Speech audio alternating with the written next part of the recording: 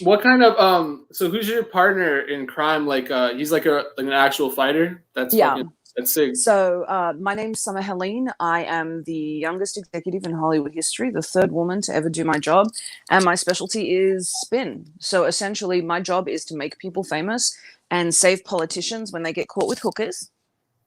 My Right on. co-host is a MMA fighter. His name's Bear Fiorda. Um, and the two of us kind of get together each week and we do this radio show. And when we spoke with Fabia, I think he wanted to get kind of outside of the MMA world a little bit. So he reached more into the Exactly. Hollywood world. Usually our show is quoted by Variety magazine or E-News. Like we find ourselves on there. We don't usually find ourselves on like the Bloody Elbow. No complaints. It was great. I got to meet a whole new set of people and I always love that. But it was definitely different than kind of our usual crowd. And I got to say, I think I like the MMA crowd better. They're like really down to earth. They like what they like. They don't like what they don't like, and they're really straightforward. And I always appreciate that. Don't tell the Hollywood crowd. So you in your experience, you actually like enjoy the MMA crowd for being, I guess, not as superficial or what have you than the MMA it, crowd is more like down to it's earth. yeah, it's not. I wouldn't say superficial, but definitely more down to earth. Like I had people that didn't like the interview. They were really straight with me about it, and I was easy to respond and just have a good conversation. And they felt, I had people saying that they felt I should have let him talk more. I had people that liked the interview. I had people that hated it. But I like that people were so straightforward about it. Usually Yeah. I deal with people online and their response is, "Oh, Sandra Bullock, could like I meet her?" Like, what? No. That's no, you can't. And this is kind of a whole different thing. It's just a different crowd, and people are less impressed, I think, by celebrity in the MMA world than they are in my world and the real world.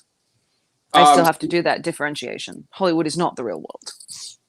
okay. Yeah, I know for sure. I think people are for sure not as starstruck, if you will, because Mm-hmm. they're just kind of like everyone's training, everyone's talking to each other, everyone is like the celebrities, if you will, are just kind of like your average Joe. Like they're not Yep. even remotely as paid as much as a celebrity, you know? Everyone has a discipline. No one is a Joshua Fabia type ego, you know, everyone is in it for the long haul. No one makes the McGregor bucks, you know? There's Well, no I rhyme or gotta say, Conor McGregor actually, even in my side, in the Hollywood side, yeah. is considered one of the greatest test cases you can watch. When he made that documentary Notorious, we still look at him as one of the greatest PR success stories. Sorry, I'm very medicated. I was messing around actually with my co-host, and he hyperextended the tendons in my elbow while he was trying to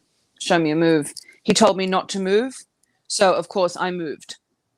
I didn't Nice. follow Nice. any direction, and I got to go for an Very X-ray today. So I'm very, very medicated. fuck yeah. But the Yeah, cool. he's this great test case. When you look at the documentary Notorious, it started out with him on welfare. He actually took his first checks and put them towards PR. He Nice. didn't buy a car. He didn't do any of that. He put all of his money towards PR. And while he is controversial, in 50 years, he is going to be the name remembered from the MMA world. So what he's done is bought himself infamy and notoriety because he was willing to make the sacrifices. He's also the poster boy for The Secret, but he was The willing post to make this. what now? The Secret. What is that? The Secret is a view or philosophy that you can create the world in the way you want to if you are willing to visualize it that way and put the work behind it. It's the Oh, reason I advise people when they want to get into Hollywood, I say, don't have a backup plan. People get really mad at me because I'm like, don't have a backup plan. The minute you have a backup plan, you're saying you're going to fail. There isn't a backup plan. If your goal is to be an actor, then every moment of every day and every penny you have should go towards that goal. There right. You shouldn't be a can't have backup your plan. foot out the door type shit. You need to have Yeah. like all exactly. And now, okay, this is kind of like slightly off topic, but Mm-hmm. you were saying like McGregor has had his shit like from day one, like put his money into something like as integral as like PR. This kind Yes. of reminds me of someone kind of like from the Bay, but he was obsessed with like self-image. You know Jose Canseco? Yes, he's a pain in the ass, but I do know him. Pain in the ass, but like he was also obsessed with Brilliant. like obviously, yeah, brilliant, like a brilliant baseball player at the time, but even more brilliant of like keeping his image or keeping his name in the public, even to this day, right? Yes. Like as like a PR person, you know, or like a person in the shits, like if you will, like what would you have to grade McGregor's PR versus like a guy like Jose Canseco? They're both athletes, but they also Jose Canseco is excellent. Yeah. He is excellent. He made sure he was on The Simpsons. He made sure he was in everything necessary and relevant. Conor McGregor went above and beyond. Conor McGregor succeeded to the point that people outside the MMA world know who he is. He is the highest paid athlete in the world and the biggest name in the world, and he did it with intention. He intentionally went out to make himself the biggest name in the world. And because of that, despite, you know, he's had his ups and downs, people love him or hate him, but he made the decision he was going to go in the highest paid fighter when he made his debut. He was the highest paid first-time fighter in the UFC. He made this documentary notorious while he was going into his fights. He, you know, people say you don't know whether you're going to win or lose it, but he made this documentary, started doing it out of pocket himself while doing this. Every action, every intention was towards becoming this celebrity athlete.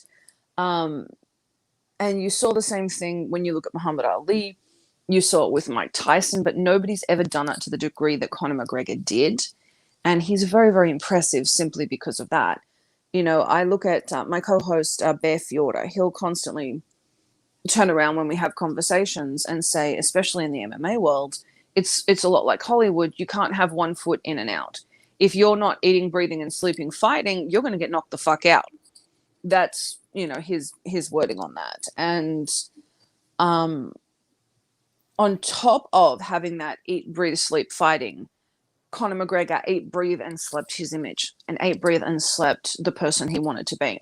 He put this image together, and he decided he was going to be a heel. And from day one, he pushed this image, and it was beyond impressive to me the way he handled it. But do you think like the heel thing, but like he's now like as of late struggling to like maintain like should I do a heel, but should I be like the nice guy, this or that, like because you know it's all kind of collapsed, as well as like training versus like, you know, I'm kind of fucking off a little bit and trying to sell whiskey, you know, there's so many like different variables that are now coming into like a play now that he's kind of reached the mountaintop. Like as a, you know, from a PR perspective, what do you think is happening? You know, because it's not just black and white, but like, you know, obviously it's like a kind of a gray area. Like, what is your take on the McGregor, that what he needs to do now?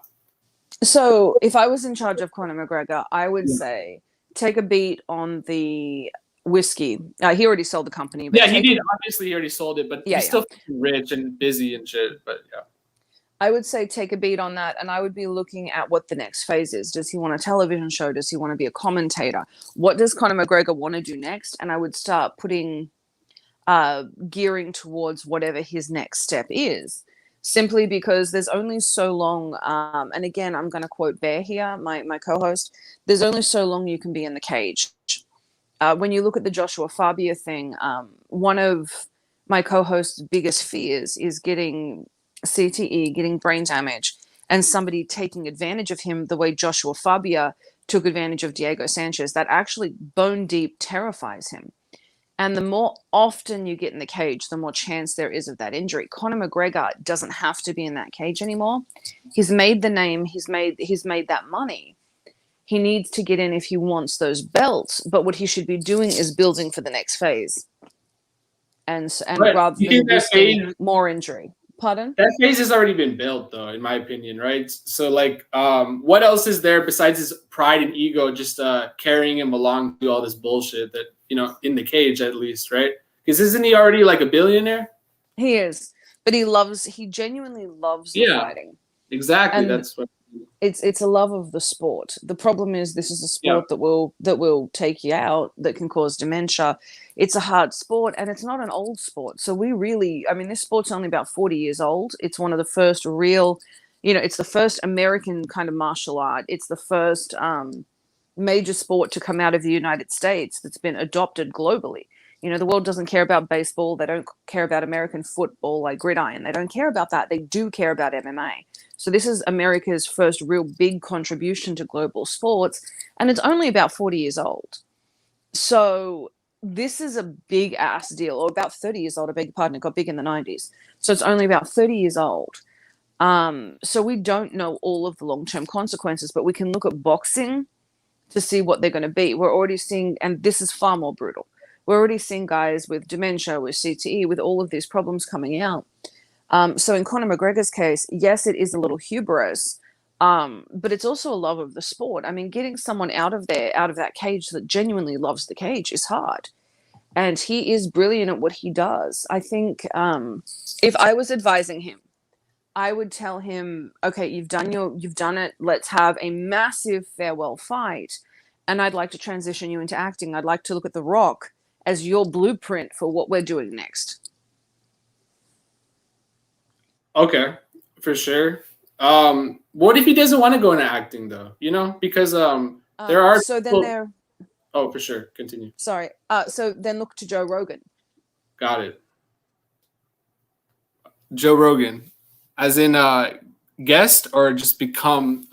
So he could put together his own television show. He could go get together with Spike Television. He could get together with any sports channel, put together his own show. He could put together his own team. He could actually build. I mean, he's got his own entertainment platform. He should start building his own fights. Right now, the UFC is the dominant face of MMA. Bellator pays more.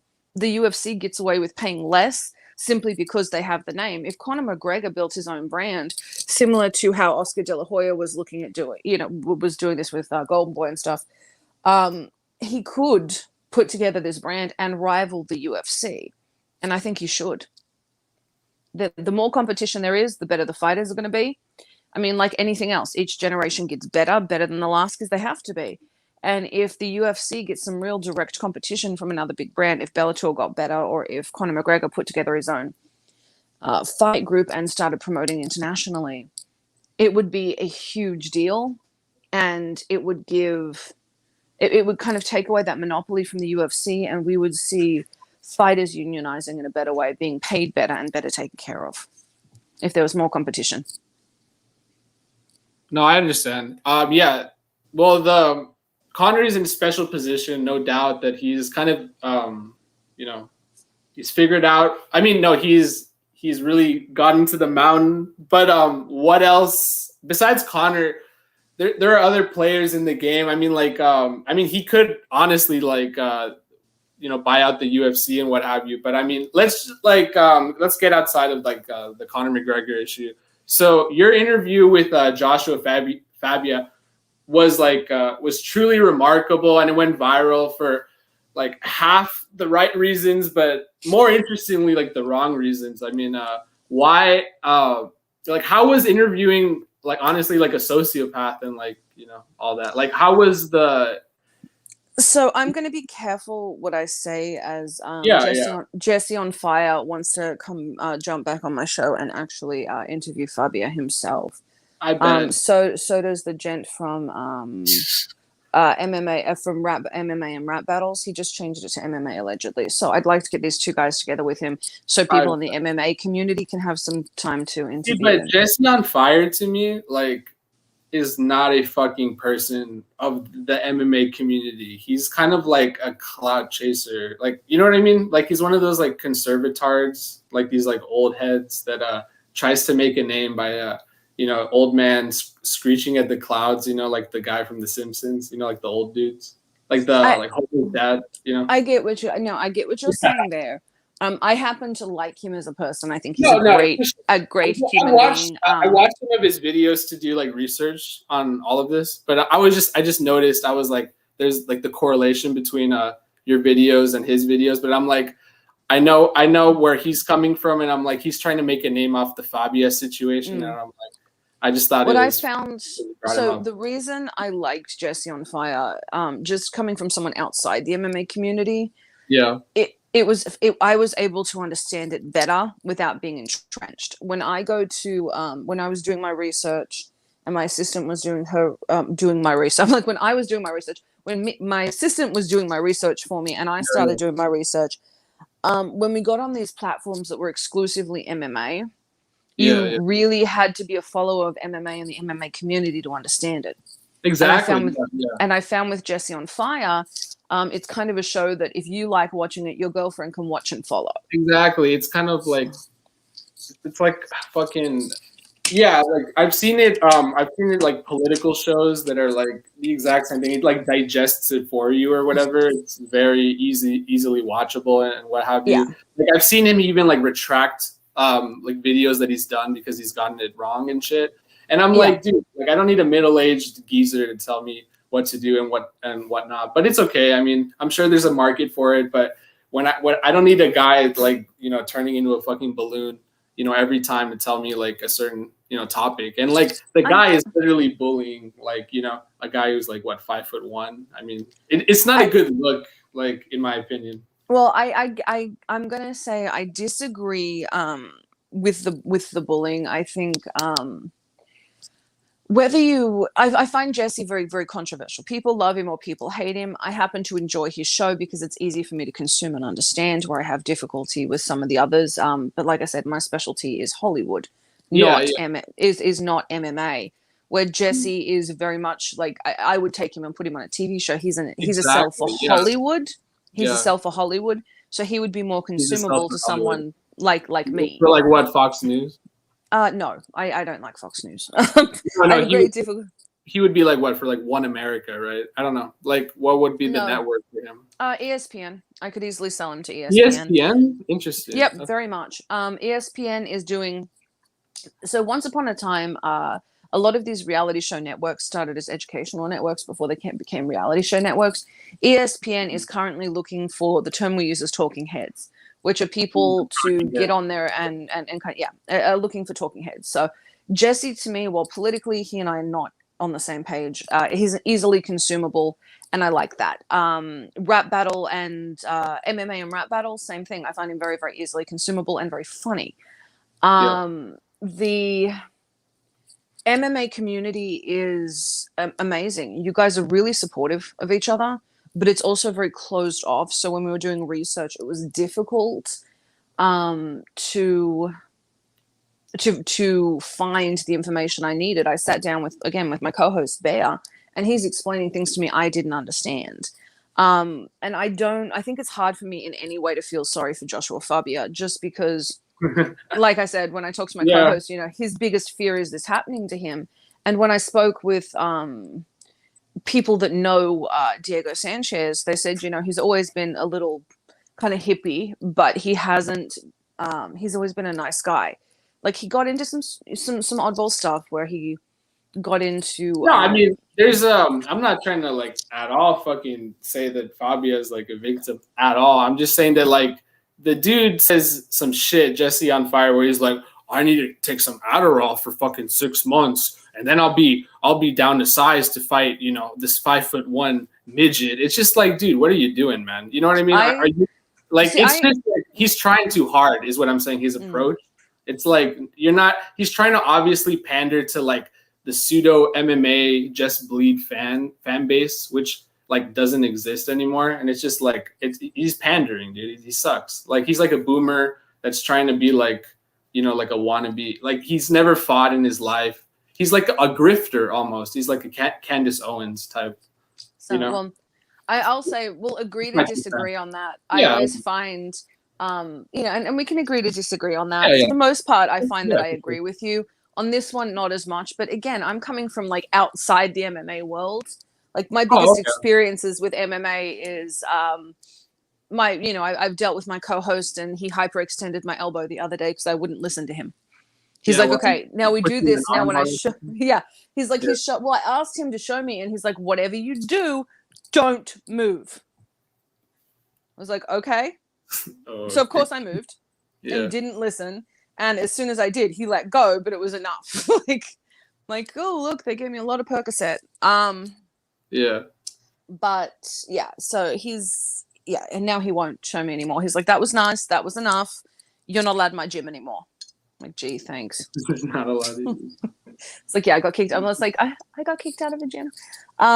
But yeah, I think there's a place for everyone in the MMA world, and that to me I like. Oh, not Joshua Fabia.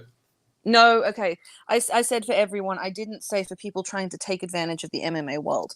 When I watched people close ranks to protect Diego Sanchez and protect the MMA world in a way, and I'm not going to say I don't love my Hollywood, but in a way you wouldn't see in Hollywood. Everybody cared. They genuinely cared. Like my co-host started. The reason we had Fabia on the show is he put together this free Diego Sanchez shirt.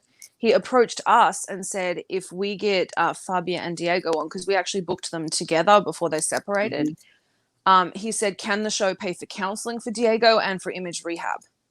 Like, he approached and said, if we get them on, can the show please cover this? That's what Fabia said. No. That's what my co-host said. Oh, my okay. co-host wanted to pay for Diego Sanchez to have therapy and to have image rehab. Right. He's like, can you get them on the show? Because this is, I love this fighter. He's the first Ultimate Fighting champion. Can you get him on? And can the show cover these things for Diego Sanchez? I was like, who? And there are only a few names people outside the MMA world know.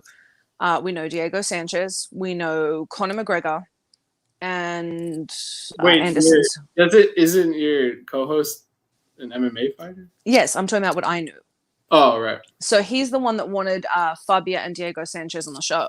So we called and booked them before they separated, and then we got Fabia the day after they separated, and it turned into him going on a tirade against Diego Sanchez.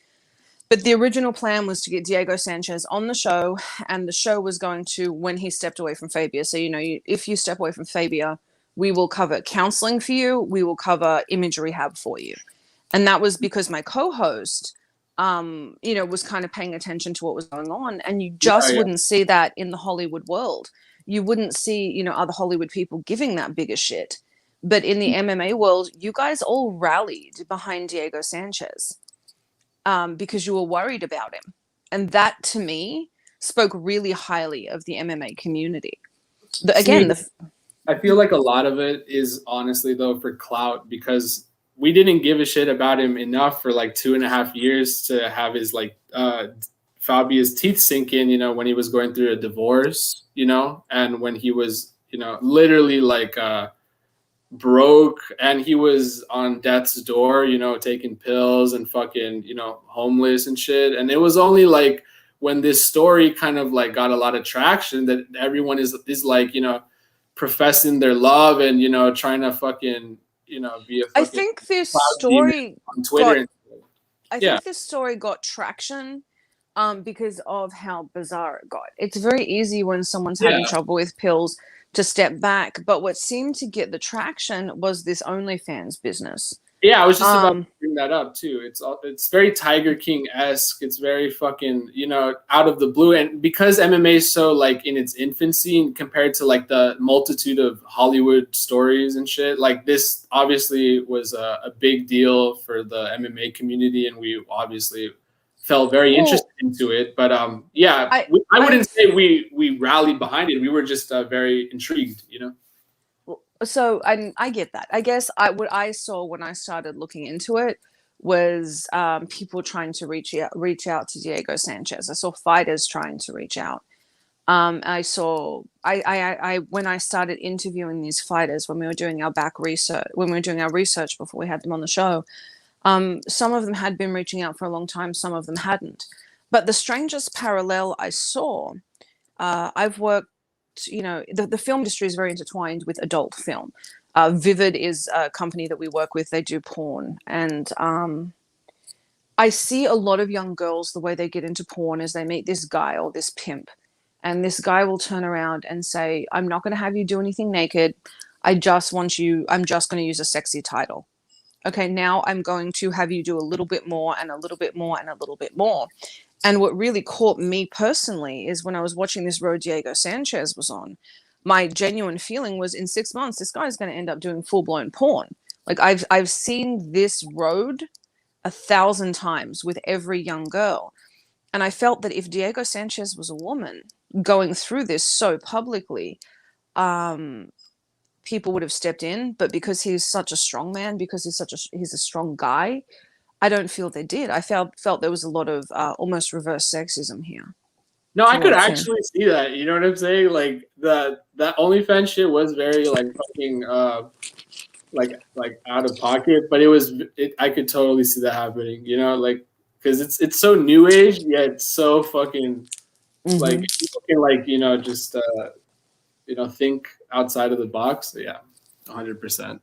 That's kind of where I saw that going. Is because I've seen that ending. I've seen young girls go through this and end up killing themselves. I've seen so many people on the opposite end come out so badly. And I think that's at the point, once the OnlyFans came out, seemed to be the point that the MMA community went, what the actual fuck? Okay, too far. Some of this weirdness was funny. It's his life, his choice, but this is like, one step too far. This is just too fucking far. And then, so when you questioned him about it, like on the interview, what was his like shit? Like, what was his response to the allegation? To the accusation? He said that he was trying to tantalize people, which is ridiculous because there's no search engine option on OnlyFans. People that are fans go and find you. So that was ridiculous. He's like, well, that's how you market things. I'm like, dude, I marketed for Paramount Pictures, Guardians of the Galaxy, the WWE. I've worked with fighters. I would never market one that way. Like that's not what you do. Bullshit. I'm calling bullshit there. Yeah. He has a skill set. He doesn't need to sell sex. He has a real skill set. Not that selling sex isn't. I have a lot of porn star friends. I mean, no offense to them. I'm simply saying he has a different skill set. Do you think he already had potentially clientele like lined up or lining up, and he was grooming Diego? Yeah, I do. Alrighty then. I do. I think that I couldn't tell you what the situation is, but it is so. There's a great documentary on getting into the porn industry. I can't remember the name of it. It's on Netflix. Well, like Hot Girls Wanted or something. Yeah, Hot Girls Wanted. So it shows. It shows this same process. Yeah, just do a little, just do a little, just do a little. It shows the exact same process. Diego, and so, Girls Wanted to, starring Diego Sanchez. No, and that's the point. I think the MMA community jumped in.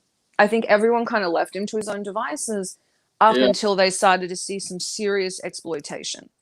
Yeah, and you know what's funny? This is my take, and of course you feel free to disagree, but I think Diego got you because he's a clout chasing culture vulture piece of shit, and he literally had no care or rhyme or reason about MMA, making crazy accusations like throwing fights and what have you, and he got you because you're the VP of Paramount, and he's trying to get into movies and shit, and he's a clout chaser. Would you agree? And not an MMA interview. I agree with you. I think he chose our show. We're international. We play on radio stations as well as it's recorded like a podcast, but it plays on Sirius XM 640 AM and it plays globally. I think he reached out to a show with the biggest numbers he could find versus and I don't think he researched who he was going on with. He enough to do shit like that. He didn't do any research. Like you wouldn't get on with somebody if my specialty is spin and PR. You're not going to get on and argue PR with me. My co-host my co-host is an MMA fighter and he's talking about body hardening with him. Like no, right? there was absolutely no research done, and I found that very strange. Yeah, like I wouldn't get on a show and argue that point. Like. I wouldn't get on a show, especially with those numbers, and say, okay, let's go. I'm not going to research who you are, but I am. He researched the show. He absolutely looked into the show. And I think you're right. I think he wants to do that Hollywood leap, by the way. I do think you're right there. But I don't think he researched who was interviewing him, because if he was trying to step away from the MMA world, my co-host is a literal MMA fighter. Yeah, I didn't think he was expecting to get grilled so fucking hard, and he just wanted to go on his like mini tangents and not get set straight like every 3 seconds. Like Well, that was I think that's the other problem. In the MMA community, I find that the interviewers are very respectful. They yeah, give people the time to talk. And in Hollywood, we're really not. We've been doing this a long time. yeah. There's You very ain't little got time, patience. I assume. Yeah. Like we tend to answer the fucking question. Answer the question. Okay, I asked you this question, answer the question. So I don't know if he listened to any back shows or he would have had some warning. I don't know if he clearly didn't research us, because when I told him that my co-host was an MMA fighter, he's like, oh. Yeah, it's like crickets. And that's another thing. It's like people were like, "Oh, you didn't let Fabia speak." It's like, but if he would have kept speaking, it would have been a lot of like malarkey, in my opinion. It would have kept going on and on. It would have like just more like Confucius. It would have just been more like bullshit. There would have never been a straight answer. It would have been more like Jedi mind tricks to try to like navigate away from like the. Well, like, I don't think he put a lot of thought into it. He was really trying to push a narrative and not answer questions. Some of the questions we asked were questions he wrote. Like this wasn't we asked questions we wrote, and that people wrote in live at Twitter on the time. But something we do every single week is we say, are there questions you want to be asked? He wouldn't even answer the questions he wanted asked. And it was a very bizarre situation. And then he sent us a bunch of personal information about Diego Sanchez, which of course we refused to read out on air. I have no right to have that information. I just don't. Yeah. And he sent that in, and tried to get me to read it out on air. So I found the whole thing very bizarre. I mean, I wouldn't read it out on air. I genuinely hope nobody else would, because they shouldn't. It's giving air to fire. You just don't do that. And it's not information we have the right to have. Right, yeah. Like the shit that's already been like semi-revealed or whatever, like to the outlets, is already like petty at best, and it's just kind of like he's just trying to get ahead of it. It's also horse shit. Like the stuff he sent us was genuinely personal stuff and had nothing to do with the message he was trying to sell. Like he's like, read this out. It proves it. No, it doesn't. What does it prove though, that he's like petty? Oh, he was saying it was trying to prove that the UFC, knew there were problems, and Diego was scrambled eggs. Nothing he sent us proved that. The only thing that's the only thing that stuck out to me was that Diego took steroids in high school. That's like been public for everyone. That's a death rattle. That's desperation. Yeah. That's screaming, super... I lost control and I'm trying to spin this. Yeah, and then there's like that he's like, exactly. There's just it's about malarkey and like he's just desperation, ugly ex-girlfriend, fucking ugly breakup type shit. But yeah, I have a question from Jimmy the Drunk. He says, since she obviously does research, I assume she saw the hanging upside down, getting pinched in the head training method. Did she ask my God. about? Yeah. Okay. You want to? We did. My co-host really took that one more than I did. I was horrified when I saw that. My brother was a kickboxer. He wasn't an MMA, but he was a kickboxer. And all I could think in my head was, what would I do if someone was hanging, my brother up like that? I'd probably pick up a bat, and try and beat them. I'm not a big girl, but boy, would I have tried. You cannot harden someone's skull like that. You can't harden a brain. You hit someone in the head, the brain bounces off the skull inside. There is no such thing as body hardening for the brain. And my co-host really kind of jumped on that one in the interview and was talking to him and really tried to stress this to him. You can't do that. So why did you do this? Then he tried to blame the UFC for him doing it. So it was a very bizarre situation. The UFC, does have its drawbacks and has had its problems, but it's not going to kick one of its fighters, in the head while hanging upside down repeatedly and open itself up for a lawsuit. Just from a legal perspective, it's not going to do that. Um, so he tried to blame the UFC. He tried to say that it was body hardening. And then one of the things he said is he has to get used to being hit in the face. This guy has been fighting longer than almost anybody. He's already used to being hit in the face. Why don't you let him, it's kind of why don't you let him hit you in the face? We'll toughen you up. That was my childish response. I kept it to myself, but that's what I kind of wanted to say, was just like, let him hit you back. Just once, really hard in the face. Toughen your head up. Yeah. I didn't say it. I was good. I thought it was horrible. I think that you're not going to get out of MMA without some sort of a little bit of brain damage or a little bit of anything there. And Diego Sanchez has probably taken more hits than anyone in the UFC. He's just been doing it longer. And the absolute last thing he needed was to be hung up and smacked and kicked in the head. It was horrifying to watch. Yeah. I mean, I don't think he's like super gone though. I mean, I feel like if anything, the UFC should give him another fight. I mean, I agree. Like I think Fabia just literally completely ruined his last fight. Like he was supposed to have a fight, and then Fabia just like absolutely like shit his entire last fight contract deal. I agree. It was so disgusting, dude. Yeah, I mean, now when you saw him you saw him at the fighters meeting, I just cringed. Yeah. His response and talking to the other coaches, like it's all horrible. But the world loves nothing more than a redemption arc. So if Diego comes back in and he walks down to the original song he used in his very first fight, and he comes down for that fight, he will bring the house down. Yeah. And everyone will come out to see it. So this can turn in his favor. Dana White has said that he hopes Diego reaches out to him. I hope he does too. I want to see him get that fight. Oh yeah, I do. Yeah. So yeah, no, that was that. I mean, maybe I just want to ask you like a few more questions. That sure. Really being so you have like a swearing like fucking jar or whatever, like on your thing. Like, what's that shit about? Like, I'm just. It's called the Sean Patrick Flaherty rule. We had him on the show. He was in Gotham. He was in the Boondock Saints. Great guy. But he said the F word 72 times in like Lex. Hang on, I'm gonna ask my sister. How many times did Sean say the F word? 72 in like 25 minutes. And we were live at Comic-Con. We record live at Comic-Con and Phoenix Comic-Con every year.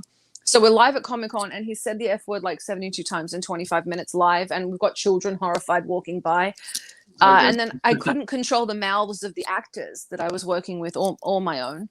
So we put this together, and what we do is the show gives money to the Boys and Girls Club of America, the Humane Society of America, and Free MMA, which is an MMA nonprofit that teaches everyone for nothing. And Voice America matches that money, and the show gives it to them as well. So every time somebody says a bad word, we give $1 too.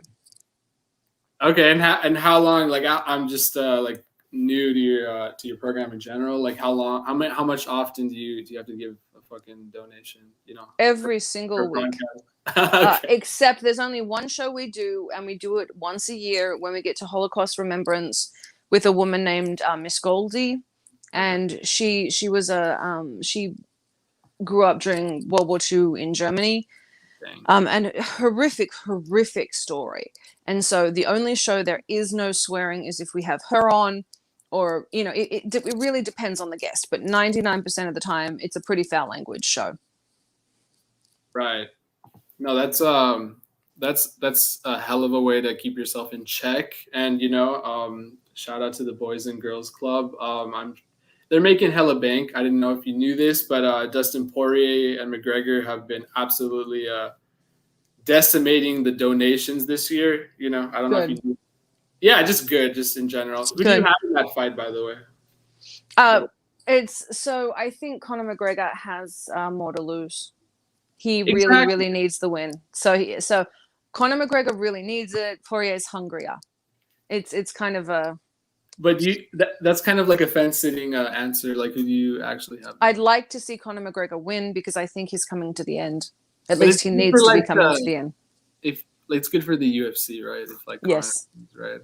Well, he's their bread and butter. He's the golden boy. So he, He is the best asset the UFC has.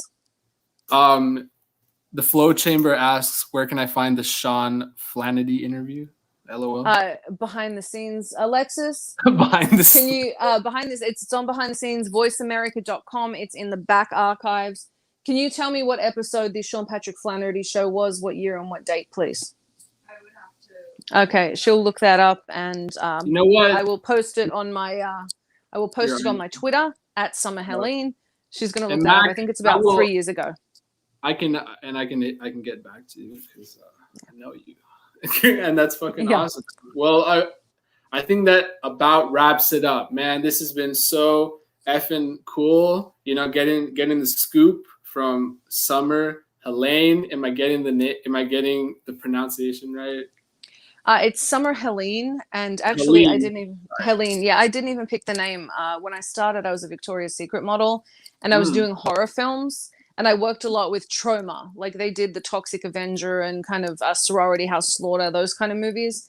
And my name was Summer Morris, but Lloyd Kaufman suggested Scream Queen Summer Helene.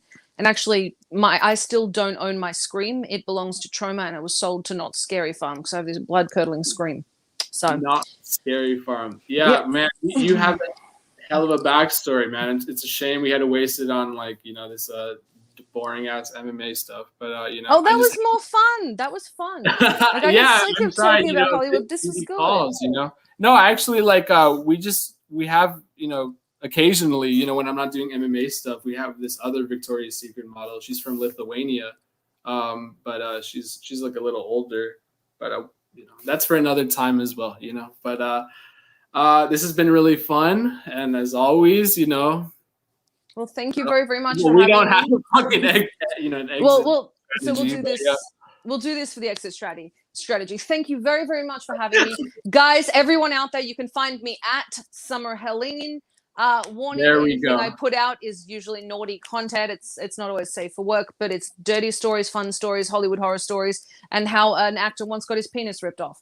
That's the kind of stuff I put out, but it's always a lot of fun. And we have behind the scenes every week on Voice America. I believe this week we have a porn star. Which porn star do we have this week, Lex? Who's on the show this week? We have Madison Ivy on this week, and I believe we have Mia Khalifa as well coming up. So it's always a fun show. It's always sunny in Knott's Berry Farms. All right, peace and love, guys. All right, we're out.